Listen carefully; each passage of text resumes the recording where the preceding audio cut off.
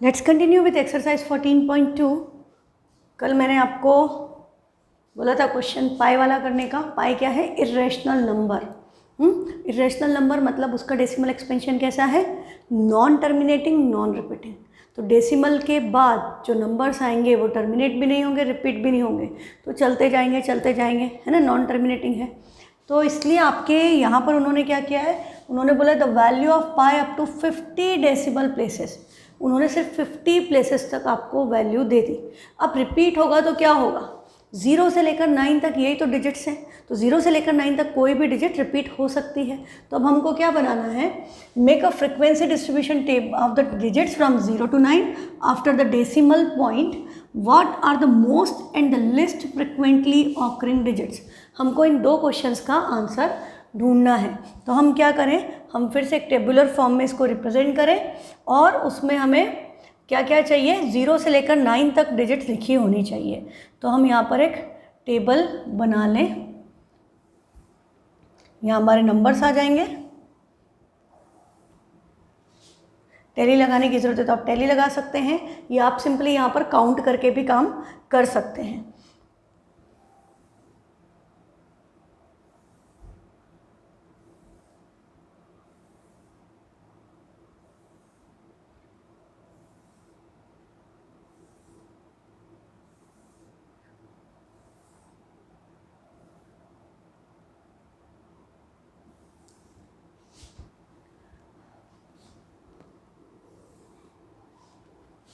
ठीक, तो ये हमने टेबुलर फॉर्म में इसको टेबल बना लिया। आप रिप्रेजेंट कर देते हैं। ये क्या है? डिजिट।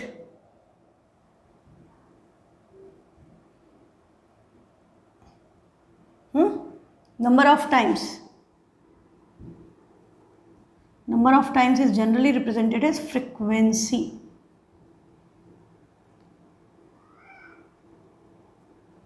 ठीक है, तो जैसे हमको डिजिट्स हम लेकर 0 से लेकर 9 तक लिख दें। 0 1 2 3 4 5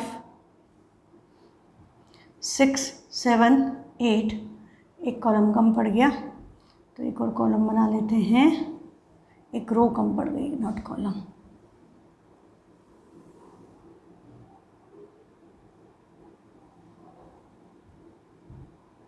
9। अब देखो, आप फ्रिक्वेंसी डिस्ट्रीब्यूशन टेबल आप टेलीमार्क्स लगाकर भी बना सकते हो, पर यहाँ पर हम काउंट भी कर सकते हैं, जो आपको ठीक लगे। आप दोनों में से कोई भी काम कर सकते हैं। जैसे हमको 1 दिख गया पहले, तो हमने 1 काउंट करना शुरू किया। कितने हैं? 1 2 3 4 5। 5 टाइम्स क्या आ रहा है? 1। तो 1 की फ्रिक्वेंसी, 0 में लिख रही हूँ मैं। 1 की फ्रिक्वेंसी क्या हो गई? 5। अभी 0 पे फोकस करें तो 0 में कितनी बार दिख रहा है? 1 2। 0 इज कमिंग जस्ट 2 टाइम्स। फिर नेक्स्ट नंबर इज 2, तो 2 हमारा 1 1 2 3 4 5 5 टाइम्स 2 आ रहा है। फिर 5 के 2 के बाद क्या आएगा? 3। तो 3 कहाँ है? ये रहा। 1 2 3 4 5 6 7 8। 8 टाइम्स आपका 3 रिपीट हो गया। अब हम आए किस पर? अच्छा, ब्लैक तो है ही ऑलरेडी। 3 के बाद 4 का है? 1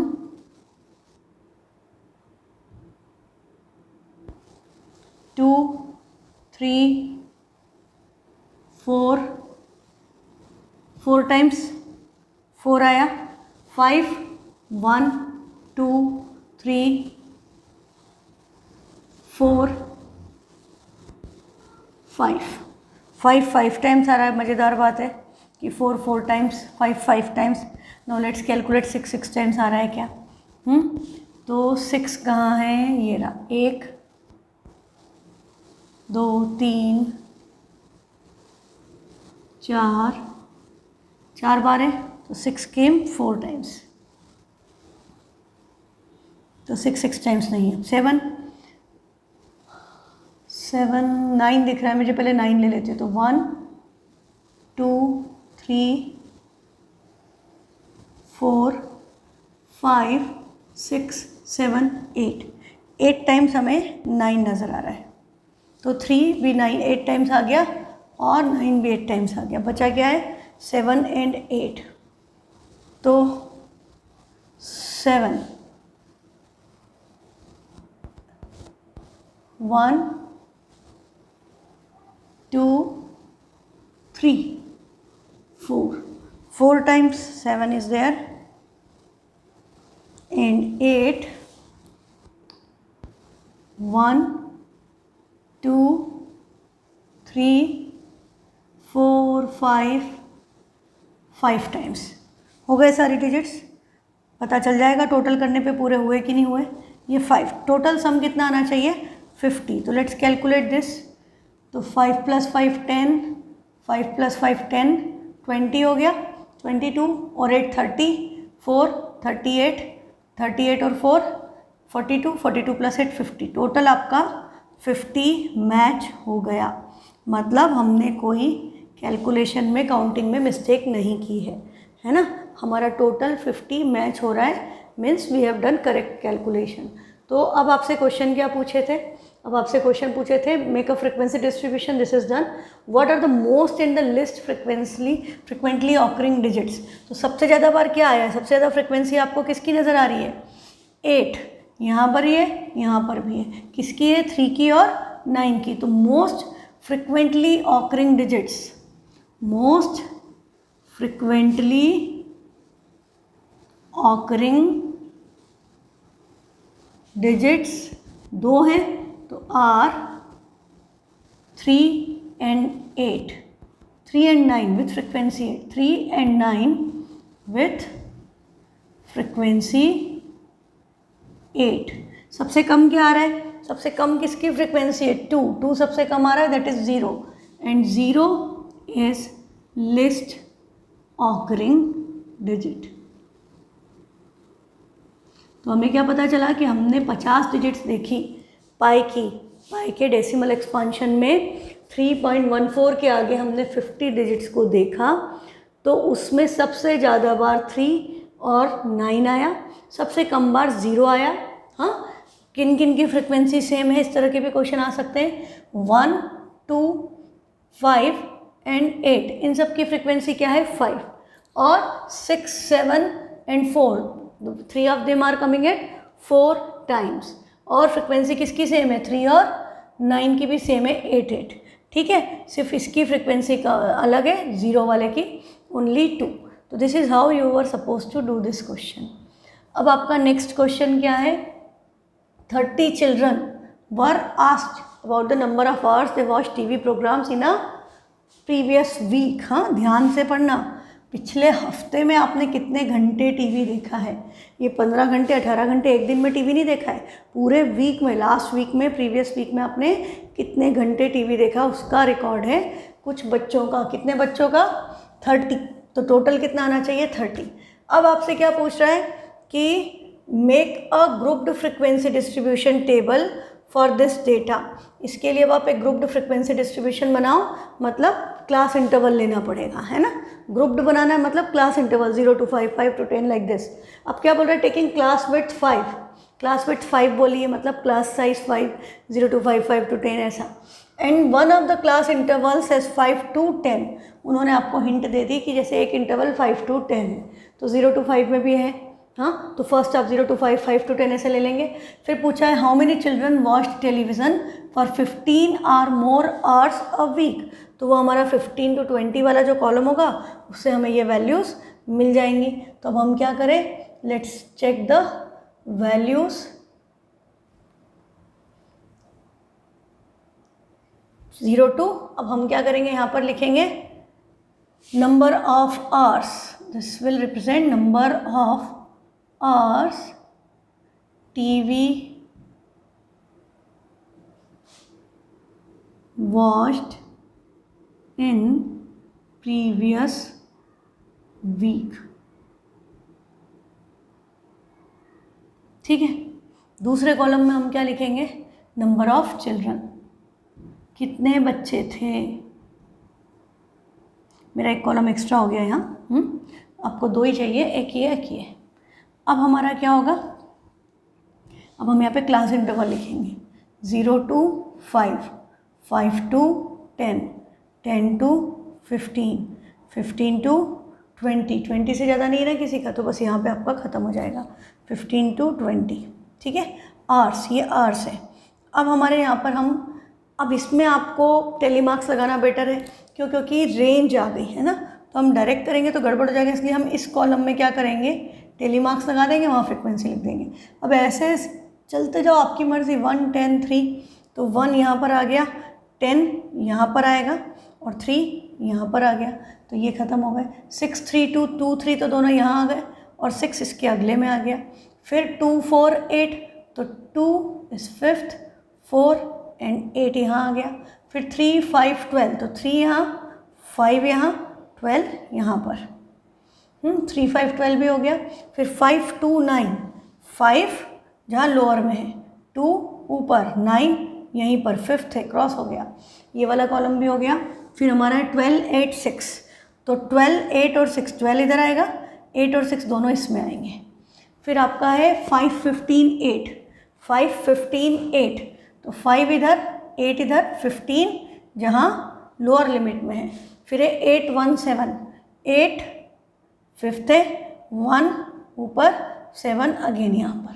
फिर है 4, 17, 14, 4 ऊपर बट ये 5th है, 17 एंड 14, 17 इसमें आएगा और 14 इसमें आएगा।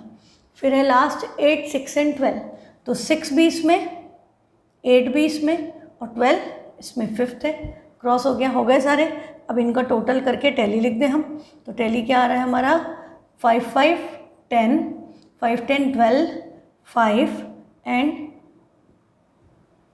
2, 15 to 20 में 2, 15 एंड 17, तो सम कितना हुआ, 20, 25, 26। एक कहीं से बच्चा रह गया अपना, एक कॉलम कोई काउंट करने में रह गया, एक डिजिट रह गई। मुझे लग रहा है मैंने 1 नहीं डाला, 8, 1, 7 वाला, इसलिए बेटर होता है कि सर्कल सर्कल सर्कल करते चलो। चलो फिर से करते हैं इसको, गड़बड़ हो गई तो फिर से करना ही बेहतर है। और अब मैं सर्कल ही कर दूँगी, कोई प्रॉब्लम ही नहीं। 1, 10, 3, 3 एंड 10, फिर 2, 3, 4, 2 सारे इसमें आएंगे, 1, 2, 3, 4। फिर 6 और 8 दोनों सेकंड में आएंगे। फिर 3 इसमें आएगा, 5 इसमें आएगा, 12 थर्ड में, 5 यहाँ पर, 2 फर्स्ट में, 9, 8, 6 तीनों इसमें आएंगे, तो 1, 2, 3, ठीक। 5, 8, 8, 7 4 इसमें आएंगे, तो 1, 2 है, 3, 4, 5 4 आएंगे, तो एक एक्स्ट्रा आएगा, ये हो गया 11। बाकी अपना सही था, यहाँ पर अपना 10 आया था, ये 11 आएगा, ये ऐसे गड़बड़ हो जाती है। 1 और 4 दोनों फर्स्ट में जाएंगे, तो 1 और 4। फिर है आपका 15, 17 लास्ट में, 1, 2, 12 and 14 in the same column, 12 and 14 and 6 and 8 in the second one, 5 to 10, 6 and 8। अब इसका टोटल क्या हो रहा है, this is 10, this is 13, this is 4 and this is 2। तो फिर एक कम है, क्या हो रहा है ये, अभी तो मैंने कोई सा भी नहीं छोड़ा, मैंने सारे काउंट किए, कोई ऐसा तो नहीं मैंने इसको इससे ही छुपा दिया हो 30 स्टूडेंट्स में। 1, 10, 3, 6, 3, 2, 30 चिल्ड्रन ही तो है को, ओह ये 12 रह गया, इसके ऊपर सर्कल नहीं बना है। 12, 12, 12, 12, 12, 12 इसमें 5th है, सो दिस विल बी 5। तो टोटल आपका कितना हो गया, 5 to 7, 30। सो टोटल 30 स्टूडेंट्स का आपने ये डिस्ट्रीब्यूशन बना दिया। तो ये ध्यान से करना, ऐसे गलती मत करना, वो मैं ज़्यादा आगे पीछे करने के चक्कर में हो गया। अब सेकंड पार्ट में उन्होंने क्या पूछा था, कितने लोगों ने कितने बच्चों ने 15 से ज़्यादा घंटे टीवी देखा, है ना, यही था ना second part of the question. How many children's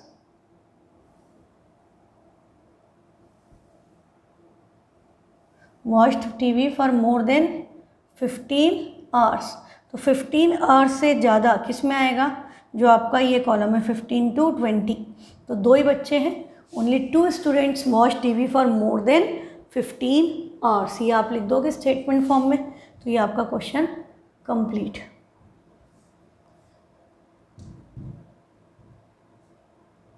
ये ग्रुप्ड हो गया है फिर से।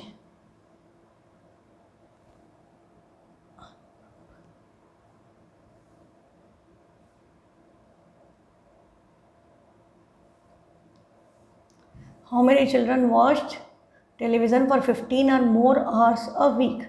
तो इसका आंसर हो गया 2 चिल्ड्रन। अब आपका लास्ट क्वेश्चन है, construct a company manufactures car batteries, जैसे एक्साइड होती है, हाँ, और दूसरी भी कोई ब्रांड आता होगा, मुझे एक्साइड याद आ रहा है अभी, of a particular type, the lifes in years of 40 such batteries.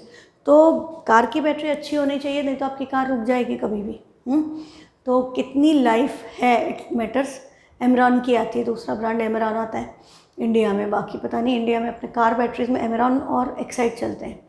एक जोक भी ना, उसने बोला कि एक साइड की लगा दो, तो बोला दोनों साइड की लगा दो, है ना, कार में बैटरी एक साइड की लगा दो, तो उसने कहा दोनों साइड की लगा दो। तो एक्साइड आता है, वो ई एक्साइड ई है, वो एक साइड नहीं है ना। तो सिंपल क्या है कि यदि बैटरी अच्छी चलेगी तो आपकी कार में प्रॉब्लम मेंटेनेंस की नहीं आएगी, नहीं तो यदि बैटरी ख़राब हो जाती है तो कार स्टार्ट ही नहीं होती, इग्निशन ही नहीं लगेगा, है ना, कुछ भी काम नहीं करेगा। तो हम जब कार को चलाते हैं तो वो ऑटोमेटिकली चार्ज होती रहती है बैटरी, ठीक है। तो ये जिसकी लाइफ ज़्यादा, मतलब वो बैटरी अच्छी है। तो ये ईयर्स में दिया है, 2.6 ईयर मतलब 2 year 6 month, 3 year 7 month, 3 year 2 month, like this. तो कितनी ज़्यादा बैटरीज की लाइफ जितनी ज़्यादा रही, यदि हम इसका एनालिसिस कर लें तो हमें पता चल जाएगा कि अच्छा ब्रांड है या नहीं है ना।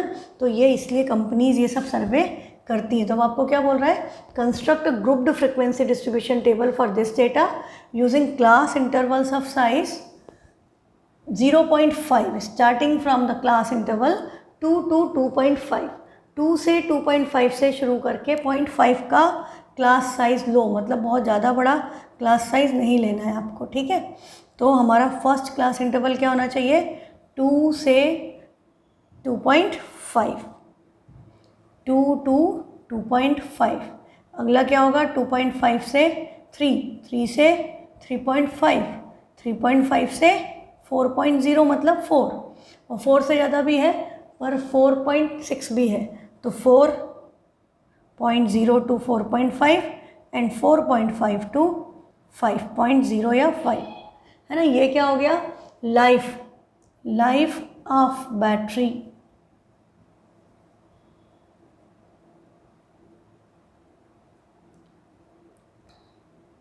इन ईयर्स।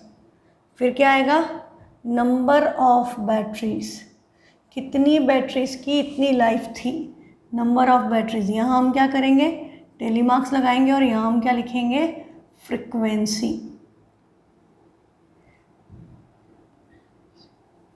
ठीक, तो अब आप शुरू हो जाओ। 2 to 2.5 है आपका स्केल, तो 2.6, 2.5 दोनों सेम में आएंगे, क्योंकि 2.5 इधर आएगा, 2.6 भी इधर आएगा, तो ये दो हमने सर्कल कर दिए। 3.5 इज सेम, तो दोनों 3.5 to 4 में आएंगे। फिर 4.6 है, तो 4.5 to 5 में आ गया। फिर 3.8 है, 3.5 to 4 में आया। 3.2 आपका 3 to 3.5 में, और ये 3 भी 3 to 3.5 में आएगा। फिर आपका 2.3 दैट इज़ 2 to 2.5 में, 4.4 4 to 4.5 में। फिर 3.2 2 3 4 3.2 दिख रहे हैं मुझे, इनफैक्ट और दिख रहे हैं, मैं एक साथ काउंट करके सबको लगा सकती हूँ। 5 6 3.2 हो गए, तो सारे 3.2 किस में आएंगे, 3 से 3.5 में। तो कितने हो गए थे, 6, हाँ 1 2 3 4 5 6, यस 6 थे, तो हमको 6 लगाना है 3 to 3.5 में। 1 2 3 4 5 6, ठीक है। अगला है आपका 3.4 1 2, 3.3 भी उसी में आएगा 3, और 3 से 3.5 के बीच में आएंगे ये, तो ये 3 हो गए 3 से 3.5 के बीच में ही, मतलब यहीं पर, तो 1 2 3 हो गया। अब 3.9 है, 3.9 3.5 to 4 के बीच में, 2.6 है 2 से 2.5 से 3 के बीच में, या 3.7 देखो रह गया, 3.7 3.5 से 4 में, 5th है, क्रॉस कर दिया। 3.8 भी इसी में आएगा, और 3.5 भी इसी में आएगा, तो ये हो गया। अब बचा 2.9, 2 से 2.5 से 3 में, एंड 2.2 फर्स्ट कॉलम में। फिर है आपका 4.1 4.2, ये किस में आ गए 4 to 4.5 में 2। फिर 3 3.1, ये दोनों किस में आएंगे 3 to 3.5 में 2। फिर है 3.5 एंड 3.7, 1 2 3 4, ये चारों आपके आएंगे 3.5 to 4 में, 4 लगाना है मुझे, 3.5 to 4 में 1 2 3 4 हो गया। अब आपका क्या बचा है 4.6 4.6 4.5 4. ये दो एक में आएंगे, 4.5 to 5 में 2 आ गए। फिर 4.3 है, वो ऊपर वाले में आएगा इसके, इट इज़ 4 to 4.5 में। अगला है 2.9 2.8, दोनों सेम में आएंगे 2.5 to 3 में, तो 1 and 2। अब बचा है 3.4, दैट इज़ 3 to 3.5 में ये आ गया। कुछ बचा है, सबको हमने सर्कल कर दिया है, फाइन है ना। अब हम टोटल करना शुरू करें, तो ये आपका हो गया 2, ये 5 + 1 6, 5 10 14, 5 10 11, 4 and 3। सम करें टोटल,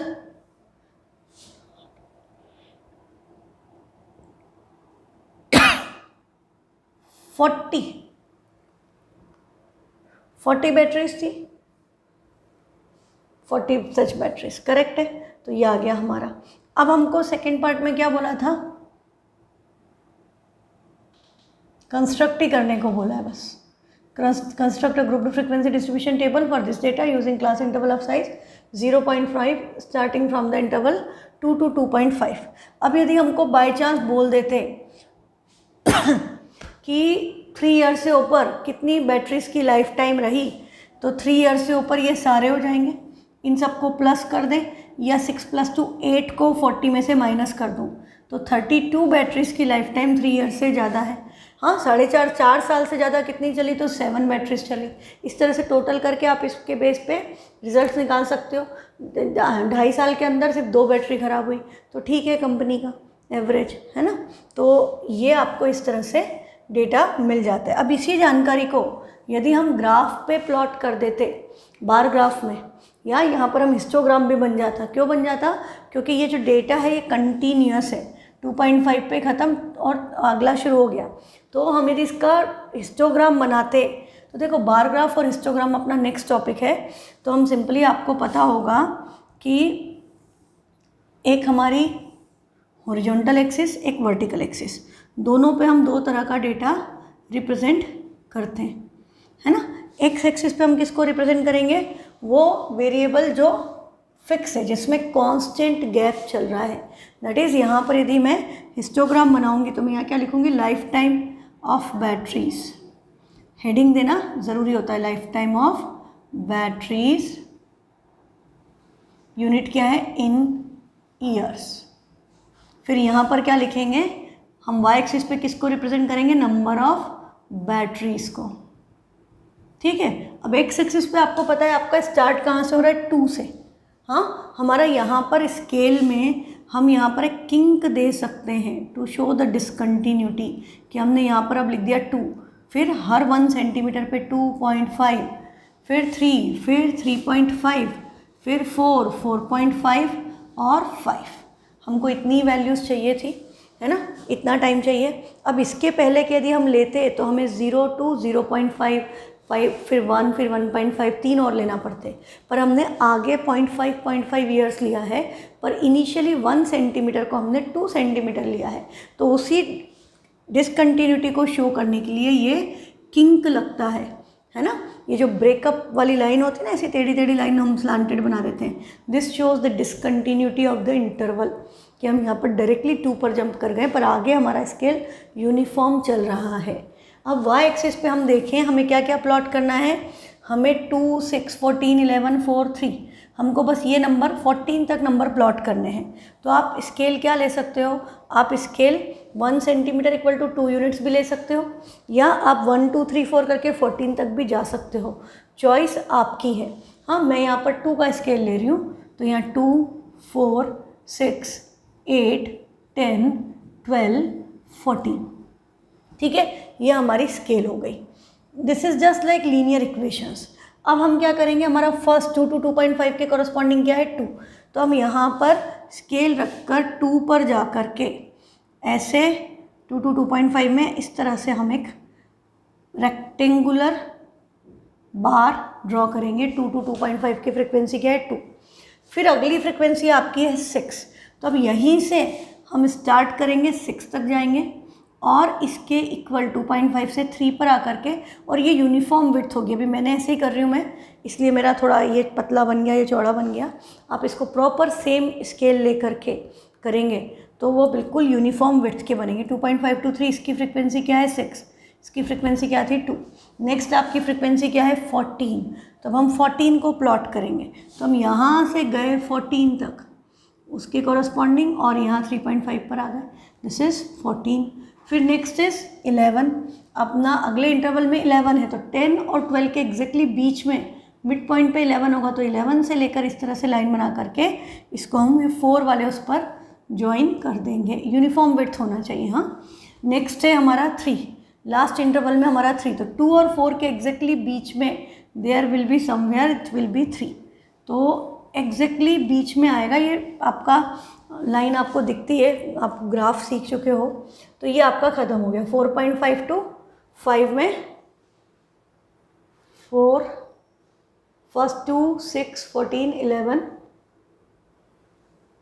फिर 4 था, 11 के बाद 4 था, फिर 3 है, मैंने एक मिस कर दिया, ला अभी हो जाएगा।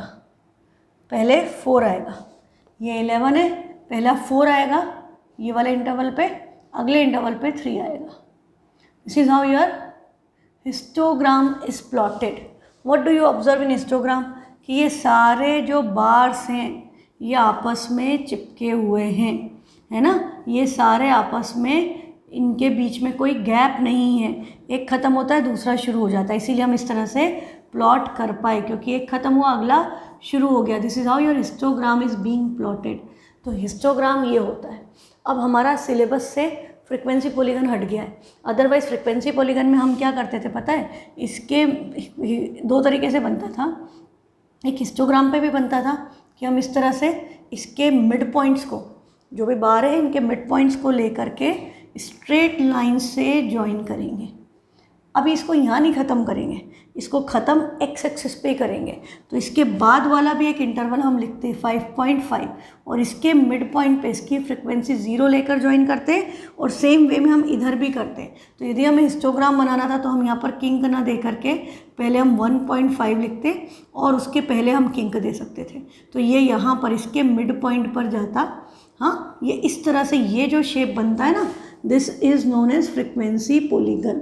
तो ये हमारे सिलेबस से इस साल हट गया है, तो आपको फ्रिक्वेंसी पॉलीगन नहीं करना है पर हिस्टोग्राम करना है, ठीक है। तो हमने इसी क्वेश्चन में हिस्टोग्राम का कंसेप्ट भी समझ लिया।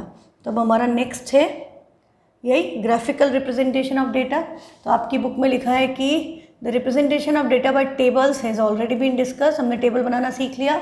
Now let us turn our attention to another representation of data, that is graphical representation. It is well said that one picture is better than 1,000 words. एक पिक्चर ज़्यादा एक्सप्रेस कर देती है बजाय हम 1000 वर्ड्स पढ़ें। एक ग्राफ होता है, हम देख के बता देते हैं ये ज़्यादा है ये कम है ना। Usually comparisons among the individual items are best shown by means of graph. Individual items की कंपैरिजन ग्राफ से सबसे बढ़िया हो जाती है। The representation then becomes easier to understand than the actual data. Data को देख के समझने में टाइम लगता है, ग्राफ देख के एकदम समझ में आ जाता है। कोई बच्चा भी बता देगा ये ज़्यादा बड़ा है, ये छोटा है ना, कौन सा ग्राफ ज़्यादा है। We shall study the following graphical representation in this section. तो आपके इसमें क्या क्या है, एक तो बार ग्राफ है, हिस्टोग्राम है, यूनिफॉर्म विड्थ का और वेरिंग विड्थ का। हाँ, दो तरह के हिस्टोग्राम है, एक में यूनिफॉर्म विड्थ होती है, एक में विड्थ चेंज होती है। ठीक है, तो दो तरह के हिस्टोग्राम है और frequency polygon for this session has been removed for the syllabus. तो ये आपका कंसेप्ट है। बार ग्राफ आपने छोटी क्लासेस में भी पढ़ा है, देयर इज नथिंग न्यू।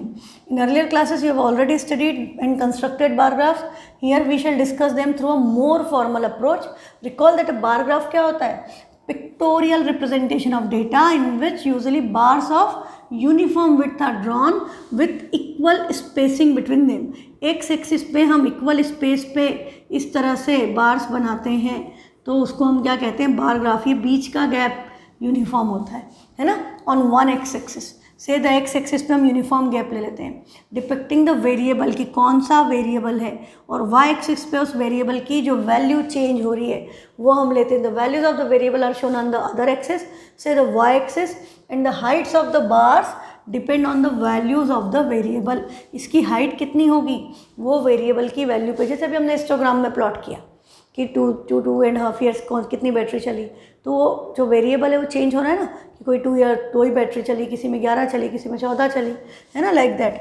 तो अब हमारा क्या है कि ना पर्टिकुलर सेक्शन ऑफ क्लास, एक एग्जाम्पल उन्होंने आपको दे दिया कि एक क्लास में उन्होंने 40 स्टूडेंट्स का, बच्चों का सर्वे किया और पूछा भाई आपका बर्थडे कौन से मंथ में आता है।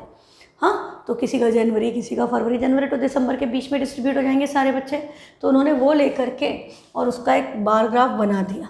अब देखो, ये यदि आपको डेटा लिख करके दे देते तो आपको सोचना पड़ता किस महीने में ज़्यादा बच्चे पैदा हुए, कौन से महीने में कम हुए। यहाँ पे अब आपको देखते ही यू कैन सी दैट ये कौन सा मंथ है, अगस्त। यहाँ पर आपके मंथ लिखे हैं। हाँ, this is number of months of birth, this is month of birth. तो इधर क्या आएगा, नंबर ऑफ स्टूडेंट्स। यहाँ हमने ये हेडिंग्स हैं, हेडिंग्स डालना बहुत ज़रूरी है।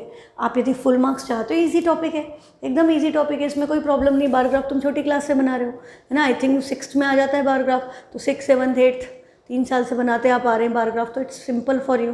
तो बस इसमें आपको क्या ध्यान रखना है कि छोटी छोटी बातें, हेडिंग लिखें दोनों साइड, हाँ, स्केल है तो स्केल लिखें और साफ़ सुथरा काम करें। अब आपको दिख रहा है ये बार्स इक्वल विड्थ के हैं और इनके बीच का गैप भी यूनिफॉर्म है, देख के पता चल रहा है। और हमें क्या दिख रहा है, सबसे लंबा ये वाला है। हाँ, ये कौन से मंथ का है, अगस्त में। मतलब सबसे ज़्यादा बच्चे कौन से महीने में पैदा हुए, अगस्त में।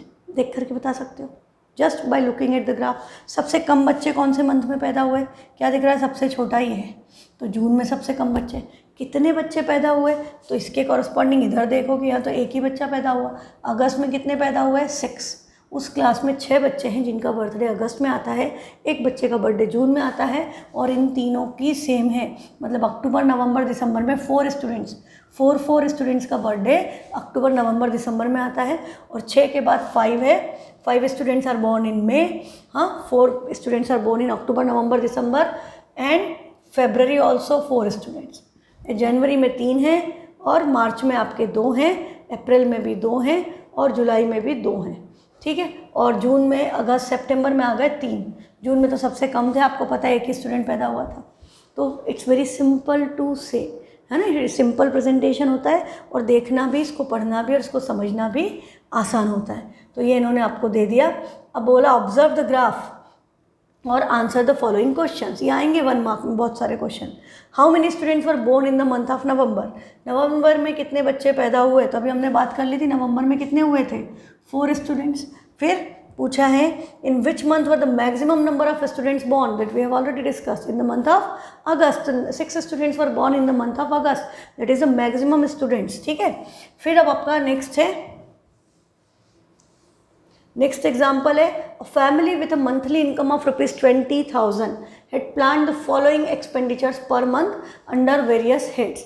कि भाई बजट बनाया है, 20,000 रुपये महीने की सैलरी है फैमिली में, तो उन्होंने बजट प्लान किया है कि भाई कितना कितना रुपया किस में खर्च होना चाहिए। तो आपको हेड्स मतलब किस किस उसमें खर्च हो रहा है, जैसे ग्रॉसरी है, रेंट है, एजुकेशन ऑफ चिल्ड्रन है, मेडिसिन है, फ्यूल है, एंटरटेनमेंट है एंड मिसलेनियस, उसके अलावा कोई ज़रूरत पड़ जाए तो इन हेड्स में उनको टोटल 20,000 को खर्च करना है। सेविंग भी हो सकती है यदि हो तो, ज़्यादा इनकम हो तो you can have a column for saving also. तो ये सब तो आप जानते हो।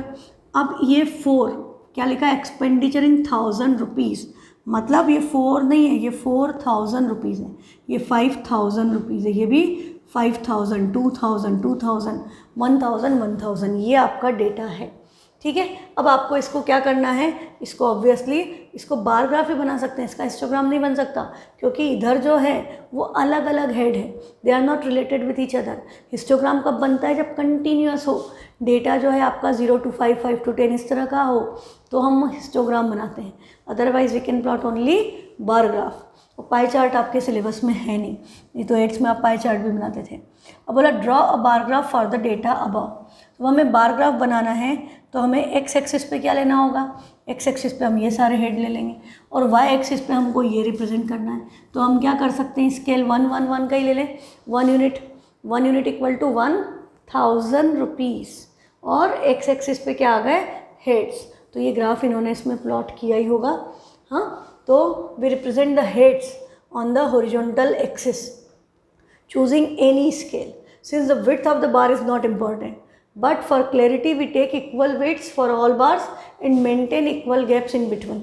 हम उनके बीच का गैप सेम रखेंगे और सारी बार्स इक्वल विड्थ की लेंगे ताकि हमारा ग्राफ अच्छा दिखे।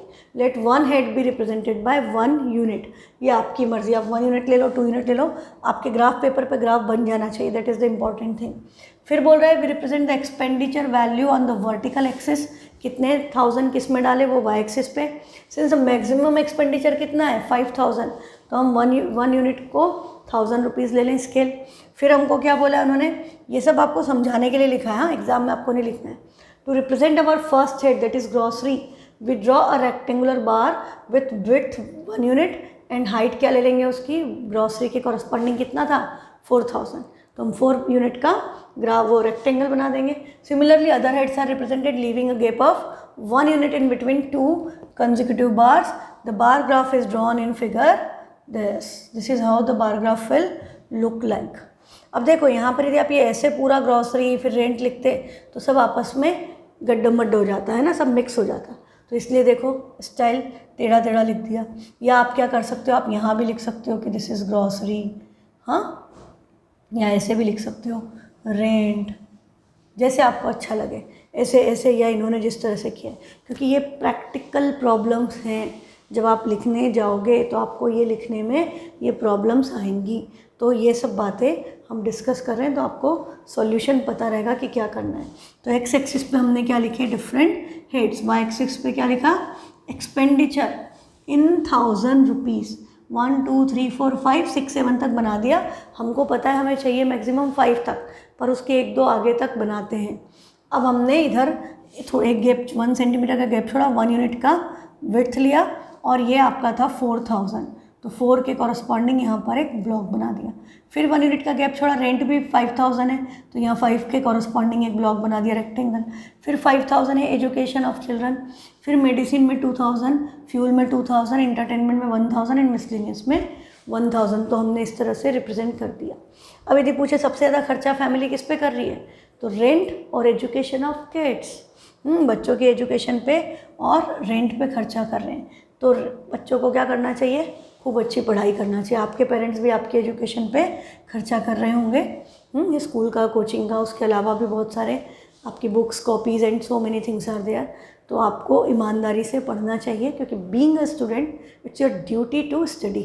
जैसे सोल्जर है, उसका काम क्या है, देश को प्रोटेक्ट करना है ना, उसकी जो भी ड्यूटी है उसको फुलफ़िल करना। फिर भले ही उसकी वहाँ पर लग जाए, लद्दाख में पोस्टिंग हो जाए, वहाँ पर कितना बर्फ़ होता है आपको पता है ना, माइनस में टेम्परेचर होता है, ज़्यादा टाइम पोस्टिंग नहीं होती क्योंकि ऑक्सीजन भी नहीं है, आपको पूरे टाइम बर्फ़ में रहना पड़ता है। तो इट्स वेरी डिफ़िकल्ट सिचुएशन। जो डेजर्ट में पोस्टेड है उनकी भी बड़ी डिफ़िकल्ट सिचुएशंस हैं, और जो कश्मीर वगैरह में पोस्टेड है बेचारे कभी भी लड़ाई हो जाती है, गोली खा जाते हैं, है ना। फिर हम पढ़ते हैं यहाँ का जवान शहीद, यहाँ का सपूत शहीद, और हम थोड़ा सा दुख मना के भूल जाते हैं। हाँ, डॉक्टर से अभी आप कोविड में देख ही रहे हो, वो अपनी ड्यूटी कर रहे हैं। आपके पेरेंट्स, उनका जो भी काम है वो उसमें अपना 100% दे रहे हैं। Even if your mother is a house wife, वो पूरा काम ढंग से सिस्टमेटिक करते हैं, तभी आपका घर ढंग से चलता है ना। एक दिन मम्मी इधर उधर हो जाए तो सारा घर अस्त व्यस्त, पता ही नहीं चलता कि सामान कहाँ रखा है, ये कहाँ है, वो कहाँ है, खाना नहीं मिलता टाइम पे, है ना। मम्मी बीमार हो जाए तो आपका पूरा सिस्टम अपसेट हो जाता है, क्योंकि शी इज़ द की जो सब चीज़ों को सिस्टमेटिक चलाती हैं। तो सब लोग अपना काम ऑनेस्टली कर रहे हैं, है ना। आप अपने आसपास देखोगे, कचरा लेने वाला आता है, वो भी काम कर रहा है, that is also very important. 4 दिन नहीं आएगा, सब जगह स्मेल आने लग जाएगी, कचरे के ढेर लग जाएंगे, है ना। तो हर व्यक्ति अपना काम ऑनेस्टली कर रहा है। तो being a student, it's your duty कि आप उसको बहुत अच्छे से पढ़ाई का काम करें। जो भी आपका है, जो भी सब्जेक्ट्स हैं, जो भी है स्कूल में, कोचिंग में, घर पे, आप बिल्कुल ऑनेस्टली पढ़ाई करें। जब पढ़ाई करें तब सिर्फ पढ़ाई करें, जब खेलो तो पूरा खेलो। तब ये नहीं कि हम किताब लेकर के खेल रहे हैं, मोबाइल में या लैपटॉप में हमने कुछ और गेम लगा रखा है, या हम उसमें कोई यूट्यूब पे या कोई वेब सीरीज़ देख रहे हैं, दैट्स नॉट ओके। जब टीवी देखो तो ईमानदारी से टीवी देखो, 100% टीवी देखो। जब खेलो तो 100% खेलो, और जब पढ़ो तब 100% कॉन्सेंट्रेशन के साथ पढ़ाई करो। That is what is expected from you, ताकि फ्यूचर में आप जो भी प्रोफेशन चूज़ करो, आपकी चॉइस का, हाँ, जो भी प्रोफेशन चूज़ करो उसको आप अच्छे से अचीव कर पाओ। जो भी आपका टारगेट है वो आप तभी अचीव कर पाओगे जब अपनी स्टडीज़ में सीरियसली इन्वॉल्व होगे। यदि अभी पढ़ाई अच्छी नहीं करोगे तो आगे धीरे धीरे डिफ़िकल्टी लेवल बढ़ता जाएगा। आपको पता है, आप छोटी क्लास से पढ़ते पढ़ते आए हो 9th में, तो यू नो वेरी वेल कि हर क्लास के साथ डिफ़िकल्टी लेवल थोड़ा सा इंक्रीज़ हो जाता है। बार ग्राफ ही देख लो, बार ग्राफ छोटी क्लास में आते थे तो क्या करते थे, बार ग्राफ बनाने को नहीं बोलते थे, आपको बार ग्राफ दे देते थे और उसमें से देख करके पूछते थे कि एनिमल्स के दे दिया कि भाई कितने शेर हैं, कितने जिराफ हैं, कितने ये हैं, तो उसके बेस पे इंफॉर्मेशन पे बेस्ड क्वेश्चन पूछे जाते थे। फिर जैसे जैसे आप बड़ी क्लास में आए, आपको बार ग्राफ प्लॉट करने को दे दिया गया, है ना। फिर और बड़ी क्लास में आए तो बार ग्राफ प्लॉटिंग का लेवल थोड़ा सा बढ़ गया। हर क्लास में डेटा हैंडलिंग, आप हर क्लास में देखोगे कुछ चैप्टर्स आप पढ़ रहे हो शुरू से, बट उनका level with every class is increasing. तो आगे हमें और आगे जाना है, पीछे थोड़ी जाना है। तो हमारा लेवल हर साल बढ़ेगा, हम भी तो बड़े हो रहे हैं, है ना। आप बड़े हो रहे हो हर साल, तो हाइट में भी बड़े हो रहे हो, मैच्योरिटी में भी बड़े हो रहे हो, तो सिंसियरिटी भी बढ़नी चाहिए अलॉन्ग विथ एज। ये नहीं कि हम मस्ती कर रहे हैं, मस्ती करो, जब मस्ती का टाइम है मस्ती भी करो, पर पढ़ाई बहुत अच्छे से करो। कोशिश करो स्कूल में, यहाँ पर हर टेस्ट में फुल लाने की कोशिश करो ईमानदारी से, वो बहुत ज़रूरी है। अभी ऑफलाइन नहीं चल रही है क्लासेस, टेस्ट ऑफलाइन नहीं हो रहे, ऑनलाइन हो रहे हैं, तो don't be dishonest with your सेल्फ, क्योंकि टेस्ट बेटा अपॉर्चुनिटी होती है। Test is an opportunity to test your own knowledge, कि हमने पिछले हफ्ते या 15 दिन में हमने जो पढ़ा उसको हमने कितना सीखा। यदि हम उसमें नकल करके ऑनलाइन इंटरनेट से आंसर ढूंढ करके लिख देंगे तो हमें कैसे पता चलेगा कि हमने क्या सीखा, और हम उसको इम्प्रूव कैसे करेंगे। हम अपने टीचर को भी धोखे में रखने की कोशिश करेंगे। टीचर यदि स्मार्ट है तो वो तो पकड़ लेंगे आपकी गलती, है ना, क्योंकि जो आप हाफ ब्रेनली पे ढूंढ सकते हो या टॉपर्स पे ढूंढ सकते हो, तो हम भी तो इंटरनेट पे सर्च कर सकते हैं ना कि क्या आंसर आ रहा है।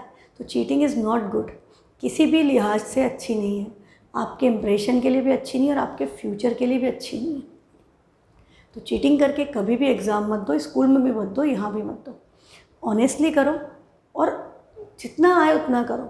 और यदि तुम पढ़ोगे ना सीरियसली, अपनी ड्यूटी सिंसियरली करोगे, पढ़ने वाली, बीइंग अ स्टूडेंट, आपके मार्क्स अपने आप आएंगे। कुछ एक्स्ट्रा नहीं करना पड़ता, रोज़ का रोज़ पढ़ो और पुराना थोड़ा सा रिवाइज़ करते चलो, दैट्स ऑल। वही चाहिए बस, रेगुलर स्टडीज़।